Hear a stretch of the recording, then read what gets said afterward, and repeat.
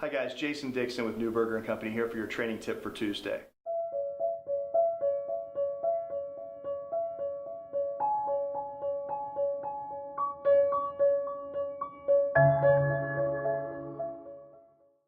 So we've all heard the rule, the 70-30 rule, where our prospects are supposed to be talking 70% of the time and we're supposed to be talking, as salespeople, we're supposed to be talking 30% of the time. There are situations though that challenge us in this regard. So let's talk a little bit about that. One of the things that we see a lot is that when we are dealt a statement back from our client, so for example, or a prospect, the prospect may say, Jason, your competition has way better pricing than you. The rookie or the amateur salesperson here feels the need to fill this space and start defending and start talking about all of the features and benefits of their product and services and potentially even start offering some discounts or offering ways around this. We don't really know what the real problem is. So instead of answering that statement and starting to go down a path of negotiation and really negotiating with ourselves, maybe we just ask a different question, maybe a dummy question. So it sounds something like this. So prospect says, Jason, your pricing is not as good as your competition. We answer with, okay, is it over? Should I leave now? And then shut up. That silence is the tough part.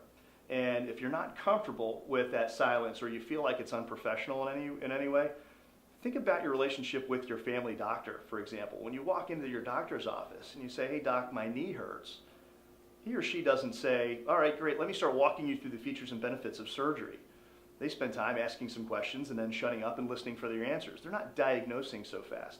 So we've got to make sure that we as salespeople are slowing down, allowing that silence to hang there so that our prospect fills that silence with what the real thing is that they're after, or the real question that they have, or the real problem that they're dealing with, so that we know how to then attack that problem. And quite frankly, we don't put ourselves in a position where we start offering things that we didn't have to offer. Here's what I would have you do. Think about the two situations, the two most common situations or sales scenarios that you find yourself in where you end up talking more than you should, and you end up presenting or over-presenting the features and benefits that your product or services offer that ultimately end with the prospect saying something like, gosh, thank you so much, you've given me a lot to think about, let me get back to you.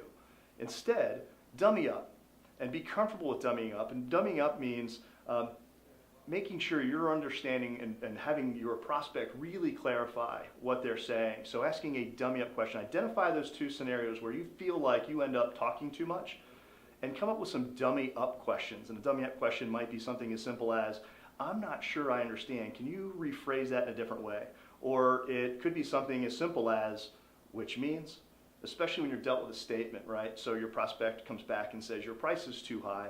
You can follow it up with a dummy statement or a dummy question simply saying, which means. And then you have to test your resolve here though to make sure you're staying silent, and your prospect is then going to refine their question, or they're going to tell you what they really mean. So identify those two situations, come up with some dummy questions that you can ask in those scenarios that keep you out of trouble, that keep you from talking so much in those situations.